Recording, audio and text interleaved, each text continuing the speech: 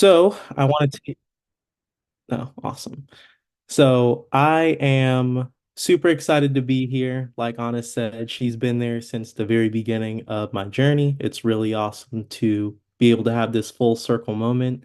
So I know I've got like 30 minutes. I've got a ton of content that I want to cover for you. I'm going to let you guys know it's pretty dense. So there's going to be some times where you just want to take a picture of the screen with your phone. That's totally fine. Do what you got to do in order to retain this information. So just a little bit about myself before we get started. I know sometimes when I got started, hearing from people who've been selling for years and years and years, sometimes it's a little overwhelming and being like, oh, well, they've been doing it for years. Of course, they're good at it. I don't know if I'll get any content from this because they've been doing it for so long. Just to give you an idea of where I started as a representative, I had one of the lowest average orders in not only the office, not only the state, but also the entire country. I was not good at closing at all. I was terrible. It sucked. So I had to do a lot of work in order to overcome that fence, that hurdle. So I was full of doubt, I was full of skepticism. I was only closing on gift sets, and it took me about 5 months to hit Dirty 30. I'm sure a lot of you are already there on this call within your first month of doing the job. So if you're at Dirty 30 already, and it's your first month, 2, 3 months on the job, you're already off to a better start than I was. So keep up the good work. Now, what are some habits of high achievers? They seek best practices. It inspires confidence. They seek out the people who are better than them and learn from them. Lean into the people you have in your circle. Anna and Alex are one of the top names in the game. You're in their office. I don't know if it's one office or two, but you're in their offices. So lean into them. You have people who pay money to talk to Anna and Alex. You guys get to do it for free. So take advantage of that, lean into them, talk to them as often as you can.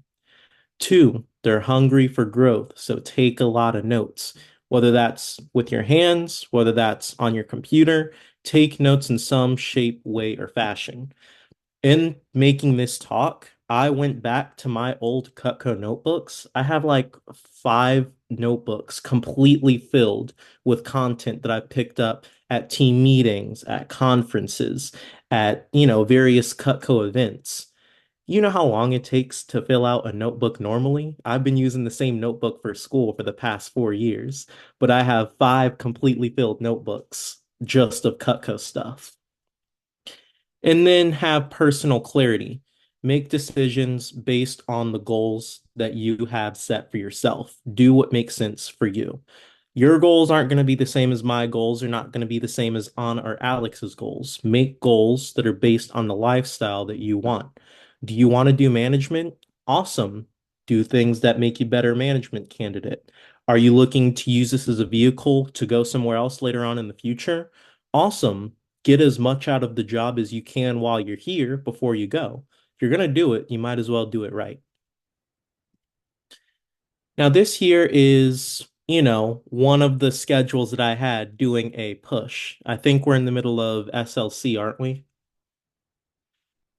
Awesome. So you guys are in the middle of a big push. That means you're going to be doing a little bit more than what you're used to doing outside of a push.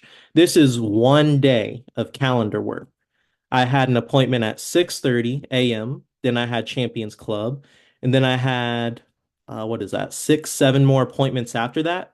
This is when I had one of the lowest average orders in the country. I think on this day, I only sold about $700, which, is still a pretty good day. But on 7 appointments, that's 100 CPO per appointment. Now, if I had the CPO that I have now, this would have been a $4,000 day. How would you guys feel if you had a $4,000 day instead of, four, five, $700 weeks? This is why you should be taking notes during this talk. All right. So enough of the mindset mentality stuff. Let's go ahead and jump into content because I know for me, it was more so the content than the mindset that I needed help with. What's in your demo kit? How do you prepare for your demo?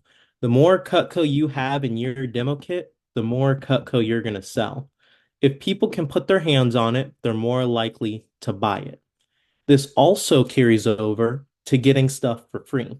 If you can give people stuff for free without wasting CPO, then do it. That means winning more contests. That means setting up plans with your managers on how to win more Cutco for free. They get Cutco at a discounted rate. They want to help you succeed, but they're not going to give you the free Cutco just to give you the free Cutco. You got to make it worth their while. How are you dressed? I know when I first started doing demos, I was dressed to the nines. I had on sharp boots, a button-up shirt, dress pants. For me, that was making me a lot more stiff in my presentation. So if you notice you're having trouble connecting with your customers, try dressing down a bit. A nice polo, some good pair of jeans, a nice pair of sneakers. I wear high top Jordans to my appointments. Customers love that. Customers do not want to spend time with someone who's going to make them feel like they're in a meeting, a business meeting or a sales presentation. They want to feel like they're having a conversation with you. So if that means dressing down, then do it.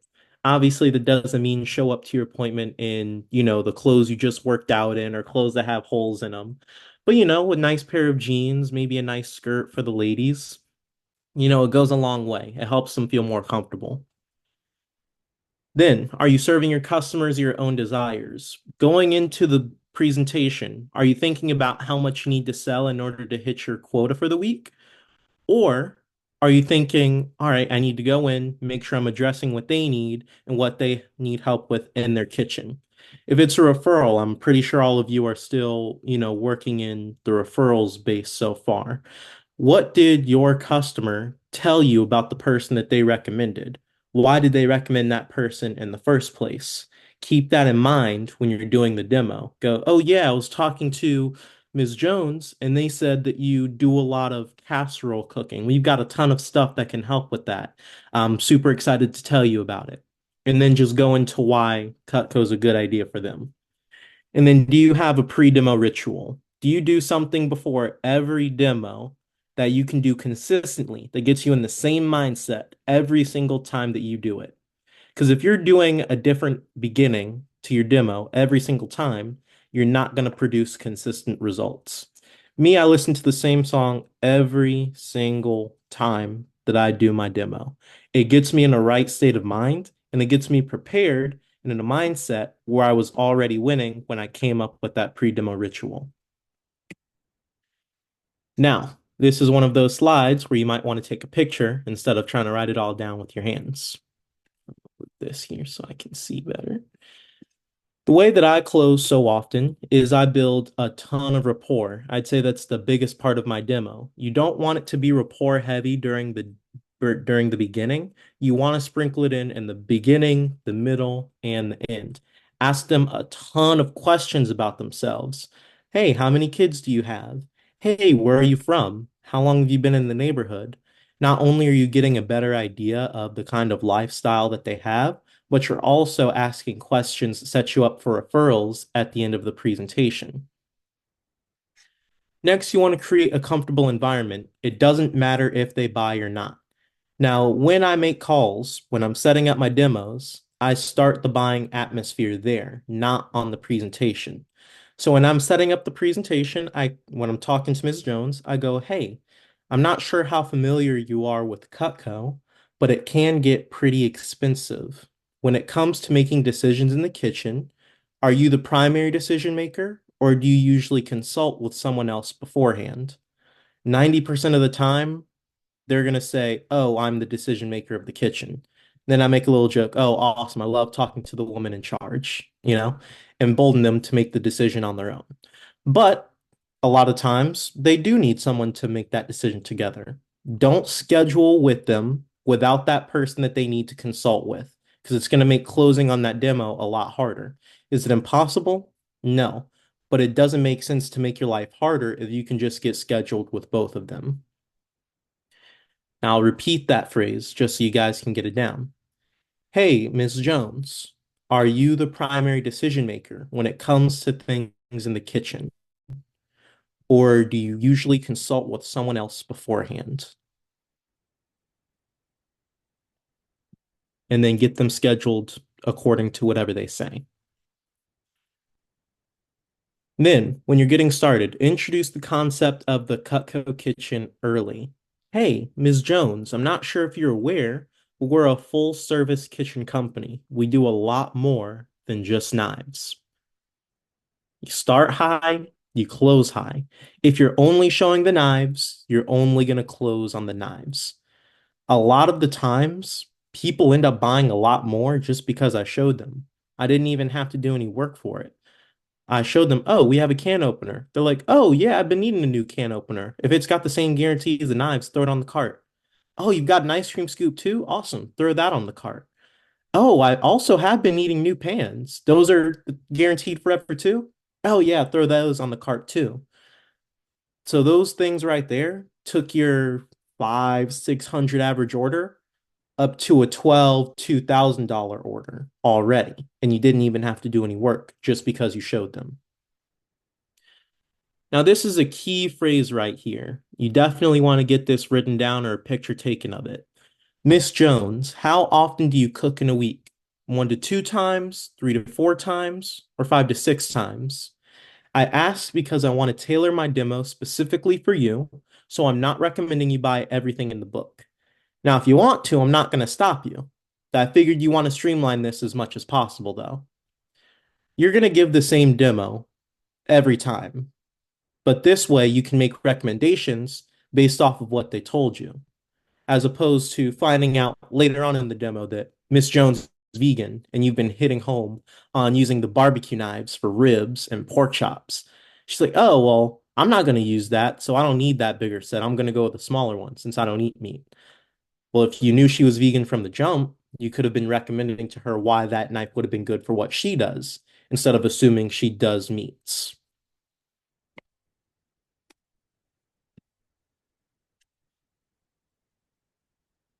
Now, this is along the lines of what I mentioned before about mentioning the Cutco kitchen, but it's a lot more jargon heavy.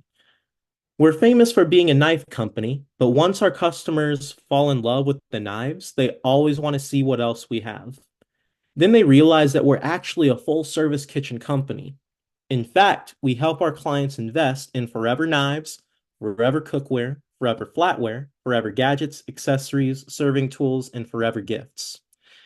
This is something that I picked up at the net event that I saw Alex at. It's something that they give us to help close on events, which we only have like 1 to 5 minutes of talking to someone before we close on something. So if you've got the time of a full demo and you drop this line, your average order is going to increase like no one's business. And we also have a phrase that's after that one. Hey, I'm just curious, what's your blank situation like? Do you have a set that you believe you'll have, use, and love for the rest of your life? Or do you see yourself upgrading that set at some point down the road? So you can use that for literally anything. Hey, what's your gadget situation like? Hey, what's your pots and pans situation like? Hey, what's your flatware situation like? If they say anything less than, oh, I love what I have, I show them what I just asked them about. Anything less than I love what I have, I show them what I just asked them. Because if they don't love it, that means they have reservations about it. And that's something they can potentially add to their cart later on down the road. Now, this is something I say to all of my customers to help them get on board with the idea of doing a package versus just only the knives or only the gadgets. Our goal is to replace everything in your kitchen with Cutco so you have a seamless cooking experience. Seamless cooking experience is very important, especially if you're talking to someone that already has Cutco. Because a lot of times, all the time, they're going to tell you, oh, I love my Cutco. I've been using it for years. I wish I loved everything else in my kitchen as much as I love Cutco. And that's when you can lead into, oh, awesome. Let me show you what else we have to offer. Now, selling sets can be difficult for some people. For some, it comes more naturally. For others, you got to put in a little bit more effort. But you stick to the basics that come in your manual, your white manual. Why sets? Comes with the right tool for the right job, comes with free stuff, get a package discount, and it's safer. A lot of people, believe it or not, they don't know that buying a set means they get a block that comes with it. They think they need to buy the block separately. So reinforcing that, making sure Miss Jones knows she's got somewhere to put all those knives that you're showing her is going to make that decision a lot easier. Especially if it's someone who's worried about extra clutter space in the kitchen. Go, hey, Ms. Jones, having a set will help clear up a lot more space in the drawers there. And especially if they're married, their partner is probably someone who's been looking to clear that drawer for years. You go, hey, Ms. Jones, I know, your partner has been on you about having all this stuff in the kitchen. How would you feel if you had something that worked every single time you went to grab it? Plus, you can get them off your back about having too much stuff in the kitchen. That way, you're getting both customers on board, whether one likes to cook and one doesn't care about the presentation. Because sometimes you're going to have that happen. They don't care, but they do care about getting more stuff out of the kitchen. So if you can get them on board with that, you're probably going to close a lot easier. Now, where energy goes, focus flows. Sets. We don't say pieces anymore. From now on, you're going to say sets or package. Oh, Miss Jones, I know you really love that paring knife. It comes in this package that I'm about to show you. You mind if I take a minute to show you what that is? Awesome. Oh, Miss Jones, I know you really, really love that one gadget, but that comes in our gadget package. Can I show you what comes in that? Oh, Miss Jones, I know you really love that cheese knife. It's really awesome, but it does come in our medium family set. Can I show you what also comes in that? So set. You get the most bang for your buck when you buy a set. Excuse me. And if they're going to be spending the money on something, you might as well pay for it up front, bite the bullet, and get what you need to get. I always tell Ms. Jones, hey, it's a buy once, cry once purchase. You're going to cry when you get it, but you're going to love it for the rest of your life. You're not even going to remember how much you spent on it because of how much you love it. And then this is one you've really got to build a lot of rapport to use this one. You can't just pull it out on someone who's being dry with you. You got to have a lot of rapport built in. But when you're talking to older people who are like, oh, I don't need knives that last forever. I'm not going to be here in the next 5 years. You go, oh, Miss Jones, life is short. We should enjoy at least a few years on this side of the dirt, right? Now, again, you got to build a lot of rapport in order to use that, or else it's going to come off really tone deaf. But if you build the rapport right, they're going to laugh at that. And if you want a little more bumper room in order to use something like this, you can break down how much Miss Jones is going to use it over the next 5 years, if it's only 5 years she feels like she's going to have. But you always want to give them a few more years. Like, I'm sure you're going to be here a lot longer than 5 years, Miss Jones. You seem like you're taking care of yourself. You're healthy.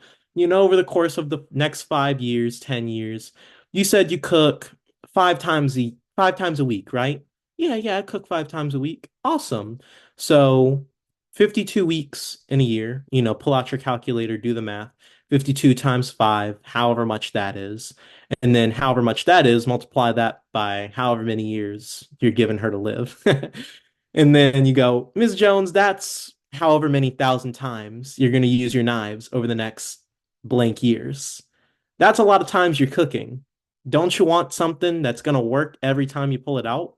They're like, oh, that is a lot of time I'm cooking. Well, yeah, that is a good idea. Let me go ahead and add that to my cart, et cetera, et cetera. Now you're going to get people that say, oh, I like this item and this item. Can I buy a la carte? Like, yeah, Miss Jones, you can buy a la carte, but it's kind of weird to buy that way. Most people just buy it as a set. Again, you get the right tool for the right job. You get something to hold all your stuff in, a la carte. You don't automatically get something to hold it. You got to buy that too. And then you don't get as much free stuff as you do with, built-in discount. You're like, I guess so. Then you just keep going, moving forward. And then this is how you close them on getting a set. Hey, Miss Jones, Cutco is an awesome product. If you want a knife, that's cool. But most people end up getting sets. You want to make it weird that they're only getting one or two items.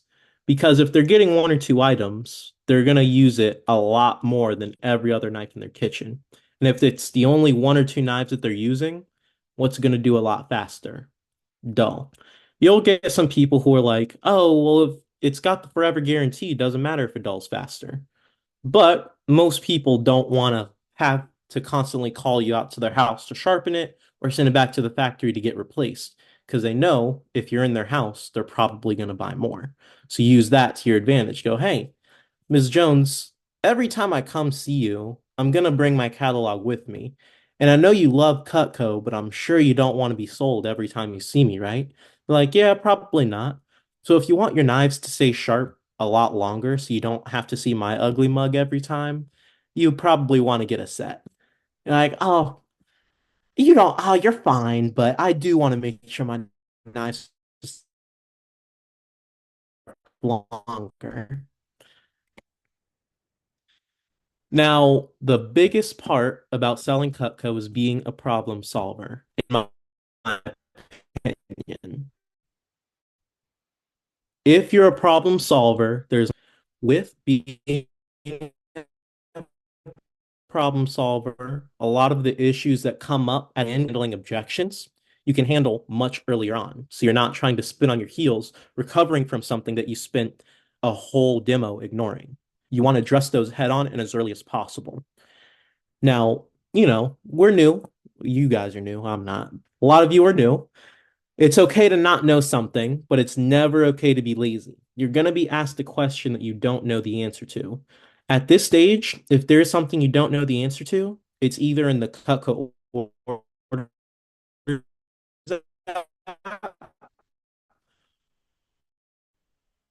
or you can call, they can answer. If it's a long-winded, put speaker and they can explain it to the customer. Some sharpening gets fixed. Call them and they can do all of that. Hey, But Jet, at real least now you know Jet, how real to quick. handle it in the future. You're cutting out Now, just a bit. I'm not sure if we're cutting oh, out am I? at all.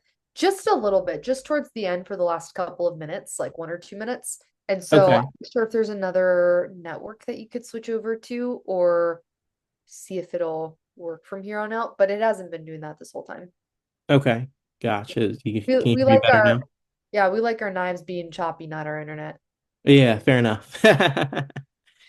So, all I was saying was just call Anna or Alex if you have something that the customer asked that you don't know how to answer. Now, these are all a lot of problems that you're probably going to solve. You will solve. These are all things that people ask about. Plus, there's not many things outside of this range that people are going to bring up that's going to keep them from buying. So if you know how to handle all of these objections, you're going to be fine. There's never enough paring and chopping knives. Everyone loves having multiple paring knives and multiple chopping knives. They're going to ask you, and when you show them the bigger sets, they're like, well, why do I need, more than one paring knife or more than one chopping knife? And if I'm in their home, I just get up and walk to their block or walk to their junk drawer and I count out how many extra chopping knives they have. They probably have 5 or 6 chopping knives. They probably got 3 or 4 paring knives. I'm like, well, in this set, you're getting two, which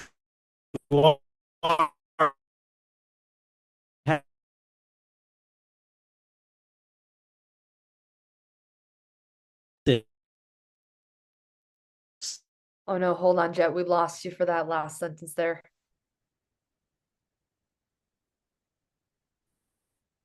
No. you Yeah, you're really cutting out for us. Luckily, the whole message of the like meat and potatoes of everything was perfect. It's just these last couple of minutes have been kind of funky. Really just the last like 30 seconds here. But um yeah, now you're frozen and now he's gone. All You right. good? Can you hear Oh, me? no, there you go. You're not gone. You're just off screen share. Yeah, maybe try coming off of the screen share and just talking through everything from here. And do you have other slides that you're sharing? Yeah, but it'll be fine without the slides though. I can Okay, send you we guys can a share. picture of Yeah, it. we can share the slides with the group. Yeah. Cool. Try this. Just talk through it and see if it'll be less choppy if you're not screen sharing as well. Yeah, and if it's still acting up, I can just hop on my hotspot for my phone. Cool. All right. Where was I? Disorganized and storage space. Awesome. Cool. Here we go. Let me find my spot again. Internet threw off more than just a Zoom. Problem solver. Here we go. Awesome. So overflow disorganized, it comes with a block, Miss Jones. You'll be fine. It'll look good. If you want to be disorganized, sheaths are less expensive than the block. You're going to have some people who are stubborn and don't want to get a block because they don't want stuff on their counter space. So if you're going to be disorganized, Miss Jones, sheaths are less expensive than the block. And that way you're still adding CPO, but they've still got a safe way to store their knives. Sheaths are less expensive than the block if you want to be disorganized. Then you want to solve world peace, and that's world is in PIECE, not PEACE. World peace. Ms. Jones, piece by piece, customers are spending way more than they would if they just bought a set. We want to solve world peace here. We don't want you to have pieces. We want to have a set that you love and use for the rest of your life. And then buying individually, you lose the package deal pricing. Now, the try close, I do want to try and screen share this one here. Here we go. We'll try screen sharing again. So the try close, the way I close whenever I'm doing a demo is by closing on the ultimate, the signature, and the homemaker set. I don't just close on the homemaker plus 8. Now, the best way to do that is by talking to Ms. Jones about the items that come in those sets. And I think this is where a lot of people struggle when it comes to selling those sets. So I'm going to go over some quick names and uses that you can use. You can always go back and learn more about these items. But if you know these basics, I promise you're going to sell way more than you did this week than the week prior. So first, the shears. If you're not cutting a penny or showing a video of the penny being cut, you're not doing your job. That does it for you. Next, the cheese knife. It's great for sticky, starchy, juicy, and wet foods. I highlight sweet potatoes. Those are notoriously hard to cut through. Ms. Jones, the cheese knife is great on sweet potatoes. It's also the most versatile knife we sell. You can use it for a ton of different jobs. It's great for more than just cheese. Then you've got your 5-inch petite Santoku. It's lighter and it damages your larger chef knife less. So again, this is why you want Ms. Jones to know having two chopping knives is a good idea. It dulls her knives a lot less quickly. Your hearty slicer, it's your barbecue knife. It's great for ribs, pork chop, and lamb. If you're talking to a vegan, it's really good for those really tough, rooty vegetables. So that'll be your beets, radishes, rutabaga, and butternut squash. Your boning knife, really great for removing fat. It's your utility raw meat knife, Miss Jones. You remember how that trimmer was really good for utility foods? This is your boning knife. It's your utility knife for your raw meats. Salmon knife, really great for filleting boneless meats at any angle. It's flexible, really great for fish. Your vegetable knife, that's the long rectangular looking one. It has more surface area and it's thicker, so it's much easier to chop with, and the edge is at the bottom. So you can put your hand on top of it and leverage your weight on that knife, Miss Jones, without worrying about slipping and catching your hand on the point. Then you have your 4-inch paring knife. It's longer and more versatile. Some people prefer cutting with a 4-inch paring knife over a trimmer. Use that to your advantage. Then you have your petite slicer. It's less intimidating than the full-length bread knife, Miss Jones. I'm sure you have some smaller breads that you cut from time to time. Use this instead of the super long one. Then the cleaver is really good for frozen foods, coconuts, and squash. Frozen foods, coconuts, and squash. And then I'll let you guys take a picture of that before I move on to the next slide. Give you five, four, three, two, one. And then you have your objections. Here are the main things that you're going to come up with when you're getting objections. Like I said, I try and handle as many of the objections as early on as I can, so that way I'm not spending at the end of the demo trying to make up for a full demo of work that could have been avoided. Commit, expect, and understand. When they give you an objection, lean into it. Say, okay, awesome. I hear you, Miss Jones. Why is that such a big problem for you? They'll explain why. Repeat back to them what they just told you so they know that you're listening and that you're dedicated to solving that problem for them. Take responsibility and figure out where objections are coming from. This might mean that you didn't do a very good job at explaining something earlier on in the demo. Go, oh, Miss Jones, I totally apologize. I must not have done a very good job at talking about that. Let me go into a little more detail about how that works. I'll say that again. Hey, Ms. Jones, totally understand. I apologize if I didn't cover that as well as I should have. Let me cover that in a little better detail. Now, you're going to get some customers who like to complain. Complaints do not equal objections. I want you guys to write that down. Complaints do not equal objections. Just because they're complaining about it doesn't make it an objection. So something that would be on the next slide is people talking about how expensive something is. Just because someone says it's expensive doesn't make it an objection. In fact, most times people say it's expensive, it's not an objection. They're just saying that it's expensive. Now, one phrase I like to use all the time, especially when I'm at events, is if you really wanted to, could you fit this in the budget? If you really wanted to, Miss Jones. Because oftentimes it's a little outside of the budget, but they can make it work if you gave them a little something extra. Okay, awesome. Would you use all these tools if you had them? This will help address if you're closing on the right set for them. If, excuse me, would you use all these tools if you had them? This will help clear out any items that they wouldn't use.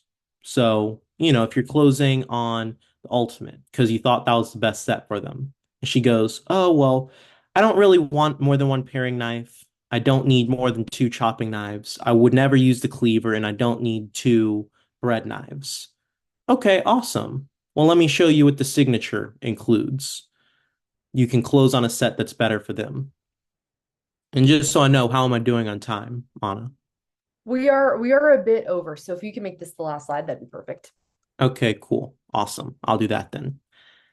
These are all the objections you're going to get. Just take a picture of this. It's going to handle any objection that you need to have. You don't really need to do a whole lot of crazy word play or anything like that. You ask these questions, you'll be able to address the issues that people have. They become a lot more frequent when you handle them up front as opposed to coming up in the end. And then I'll let you take a picture of this last slide. I'm pretty sure that's the last one I have anyway. And this is just talking about, leaning into using Anna and Alex about setting up contests to win more Cutco in order to give that away for free, as opposed to giving away a lot more of your CPO by buying it for them. Peace. Alrighty, Jet Williams, ladies and gentlemen, let's go. Hey, in the chat box, I'm looking for top takeaway, rapid fire. Drop something in there as we're wrapping up here.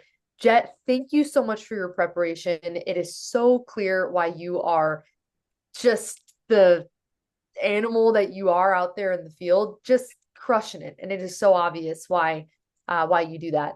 And also, I appreciate your willingness to be so generous with us and give back and just crush it with the content. So, Yeah, for okay. sure. Is there anything that I kind of glazed over a little too quickly in wrapping up that you wanted me to expound on a little more?